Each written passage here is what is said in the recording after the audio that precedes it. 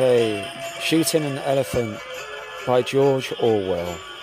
Circulated in 1936, so I assume published in the same year. Okay, so let's get on with it.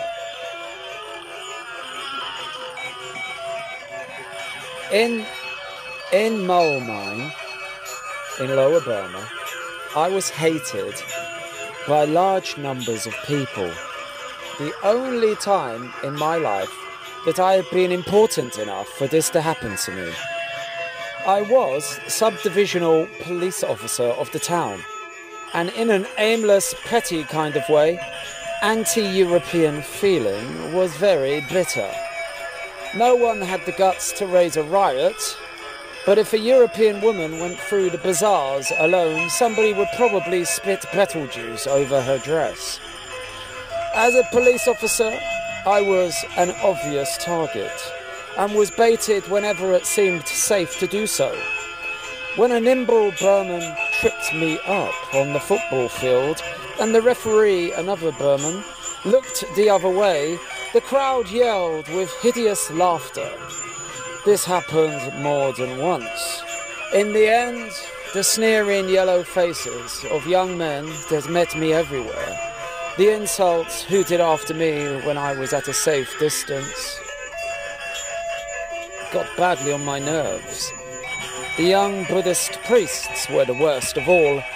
There were several thousands of them in the town, and none of them seemed to have anything to do except stand on street corners and jeer at Europeans.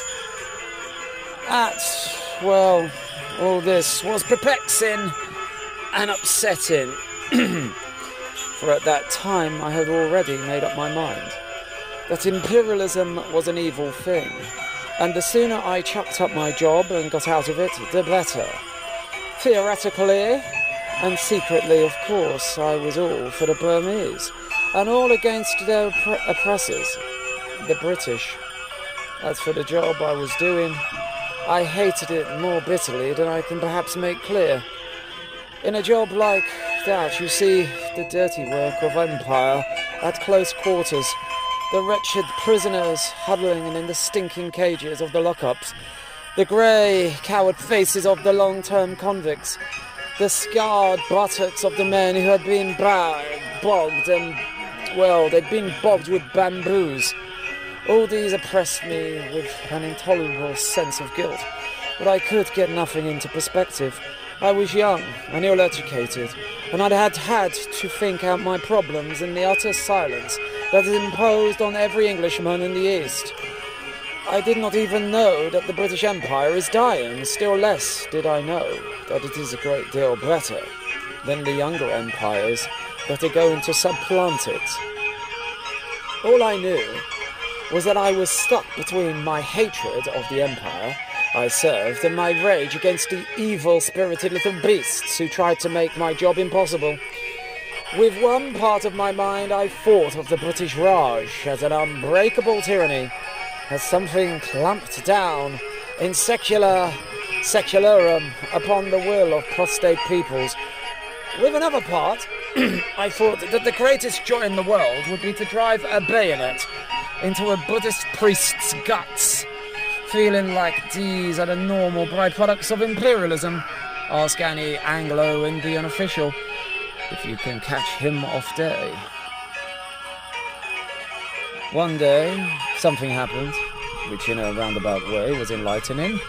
It was a tiny incident in itself, but it gave me a better glimpse than I had had before of the real nature of imperialism, the real motives which despotic governments act. Early one morning, the sub-inspector at a police station, the other end of the town, rang me up on the phone and said that an elephant was raging the bazaar. Would I please come and do something about it? I did not know what I could do, but I wanted to see what was happening, and I got onto a pony and started out. I took my rifle, an old .44 Winchester, and much too small to kill an elephant, but I thought the noise might be useful in terrorum. Various Burmans stopped me on the way and told me about the elephant's doings. It was not, of course, a wild elephant, but a tame one which had gone must. It had been chained up, as tame elephants always are, when their attack of must is due. But on the previous night, it had broken its chains and escaped. Its mahat, the only person who could manage it, was in that state, had set out in pursuit, had taken the wrong direction, and was now 12 hours' journey away. And in the morning,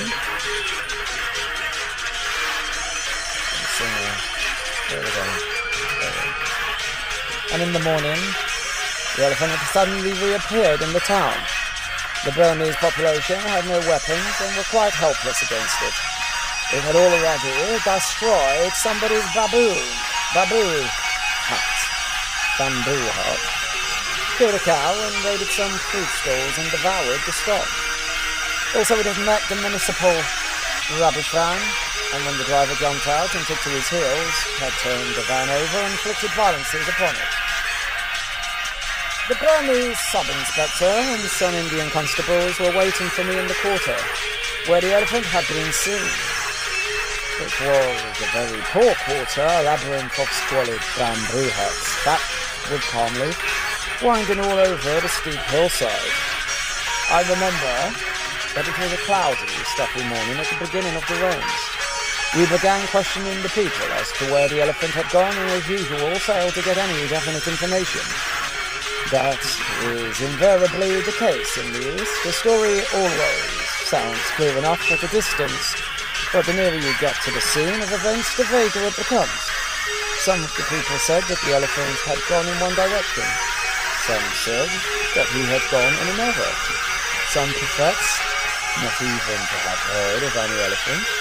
I had almost made up my mind that the whole story was a pack of lies, when we heard yells a little distance away. There was a loud, scandalized cry of "Go away, child, go away this instant!"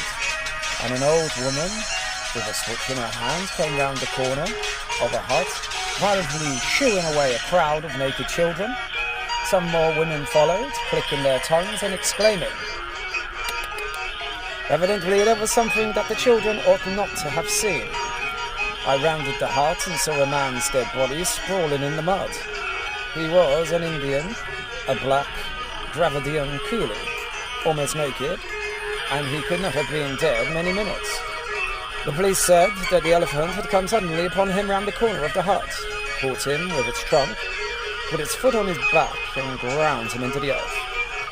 This was the rainy season, and the ground was soft, and his face had scored a trench, a foot deep and a couple of yards long. He was lying on his belly with arms crucified and head sharply twisted to one side. His face was coated with mud, the eyes wide open, the teeth bared and grinning with an expression of endurable or unendurable agony. Never tell me, by the way, that the dead look peaceful. Most of the corpses I have seen looked devilish. The friction of the great breast foot had stripped the skin from his back, as neatly as one skins a rabbit. As soon as I saw the dead man, I sent an orderly to a friend's house nearby to borrow an elephant's rifle. I had already sent back the pony, not wanting it to go mad with fright and throw me if it smelt the elephant. The orderly came back in a few minutes with a rifle and 5 cartridges. And meanwhile, some Burmans had arrived and told us that the elephant was in the paddy fields by now, only a few hundred yards away. As I started forward, practically the whole population of the quarter flocked out of the houses and followed me. They had seen the rifle and were all shouting excitedly that I was going to shoot this elephant. They had not shown much interest in the elephant when he was merely ravaging their homes, but it was different now that he was going to be shot. It was a bit of fun to them, as it would be to an English crowd. Besides, they wanted the meat. It made me vaguely uneasy. I had no intention of shooting the elephant. I had merely sent for the rifle to perhaps defend myself if necessary, and it is always unnerving to have a crowd following you, isn't it? I marched down the hill looking and feeling a right fool with the rifle over my shoulder and an ever-growing army of people jostling at my heels. At the bottom, when you got away from the hut, there was a nettled road, and beyond that a miry waste of paddy fields 1,000 yards across, not yet ploughed but soggy from the first rains and dotted with coarse grass. The elephant was standing 8 yards from the road, to the left side, towards us. He took not the slightest notice of the crowd's approach. He was tearing up branches of grass, beating them against his knee to clear or clean them and stuffing them into his mouth. I had halted on the road. As soon as I saw the elephant, I knew with perfect certainty that I ought not to shoot him. It is a serious matter to shoot a working elephant. It is comparable to destroying a huge and costly piece of machinery. And obviously one ought not to do it if it can possibly be avoided. And at that distance, peacefully eating, the elephant looked no more dangerous than a cow. I thought then, and I think now, that the attack of Must was already passing off, in which case he was merely wandering harmlessly. He would merely wander harmlessly among until the hut came back and caught him. Moreover, I did not in the least want to shoot him. I decided that I would watch him for a little while to make sure that he did not turn savage again, and then perhaps just go home. Just go home. But at that moment, I glanced round at the crowd that had followed me. It was an immense crowd, 2,000 at the least, and growing every minute. It blocked the road for a long distance on either side. I looked at the sea of yellow faces above the garish, or shall we say garish, clothed faces, all happy and excited over this bit of fun, all certain that the elephant was going to be shot. They were watching me as they would watch a conjurer about to perform a trick. They did not like me at all, but with the magical rifle in my hands I was momentarily worth watching. And suddenly I realized that I should have to shoot the elephant after all. The people expected it of me, and I had got to do it. I could feel their 2,000 wills pressing me forward irresistibly, and it was at this moment, as I stood there with the rifle in my hands, that I first grasped the hollowness, the futility of the white man's dominion in the East. Futility. Here was I, the white man with his gun, standing in front of the unarmed native crowd, seemingly the leading actor of the piece. But in reality I was only an absurd puppet pushed to and fro by the will of those yellow faces behind. I perceived in this moment that when the white man turns tyrant, it is his own freedom that he destroys. He becomes a sort of hollow, posing dummy, the conventionalized figure of a sahib. For it is the condition of his rule that he shall spend his life in trying to impress the natives. And in every crisis, he has got to do what the natives expect of him, in this case, to kill an elephant. He wears a mask, and his face grows to fit it. I had got to shoot the elephant. I had committed myself to doing it when I sent for the rifle. A sahib has got to act like a sahib. He has got to appear resolute, to know his own mind and to define, or, yes, to do definite things. To come all that way, rifle in hand, with 2,000 people marching in at my heels, and then to trail feebly away, having done nothing. No, that was impossible. The crowd would laugh at me. And my whole life, every white man's life in the East, was one long struggle not to be laughed at. But I did not want to shoot the elephant. I watched him beating his bunch of grass against his knees with that preoccupied, grandmotherly air that elephants have. It seemed to me that he would be murder to shoot. It would be murder to shoot him. At that age, I was not squeamish about killing animals, but I had never shot an elephant and never wanted to. Somehow it always seems worse to kill a large animal. I don't know. Besides, there was the beast's owner to be considered too. Alive, the elephant was worth at least £100. Dead, he would only be worth the value of his tusks, £5 possibly. But I had got to act quickly. I turned to some experienced-looking Burmans who had been there when we arrived and asked them how the elephant had been behaving. They all said the same thing. He took no notice of you if you left him alone. But he might charge if you went too close to him. It was perfectly clear to me what I ought to do. I ought to walk up to within, say, 25 yards of the elephant and test his behaviour. If he charged, I could shoot. If he took no notice of me, it would be safe to leave him until the mahout came back.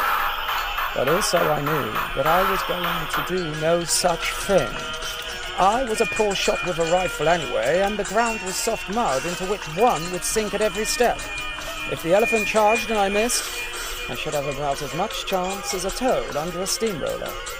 But even then, I was not thinking particularly of my own skin, only of the watchful yellow faces behind. For at that moment, with the crowd watching me, I was not afraid in the ordinary sense, as I would have been if I had been alone. A white man mustn't be frightened in front of natives, and so in general, he isn't frightened. The sole thought in my mind was that if anything went wrong, those 2,000 Burmans would see me pursued, caught, trampled on, and reduced to a grinning corpse like the Indian up the hill.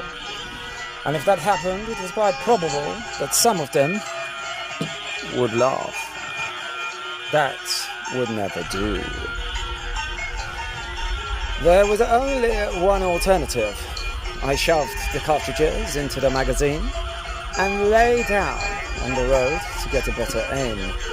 The crowd grew very still, and a deep, low, happy sigh, as of people who see the theatre curtain go up at last, breathed from innumerable throats. They were going to have their bit of fun after all. The rifle was a beautiful German thing with crosshair sights. I did not then know that in shooting an elephant, one would shoot to cut an imaginary bar, running from earhole to earhole. I ought, therefore, as the elephant was sideways on, to have aimed straight at his earhole. Actually, I aimed several inches in front of his, or in front of theirs, thinking the brain would be further forward. When I pulled the trigger, I did not hear the bang or feel the kick. One never does when a shot goes home.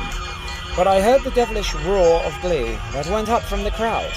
In that instant, in too short a time, one would have thought, even for the bullet to get there, a mysterious, terrible change had come over the elephant. He neither stirred nor fell, but every line of his body had altered.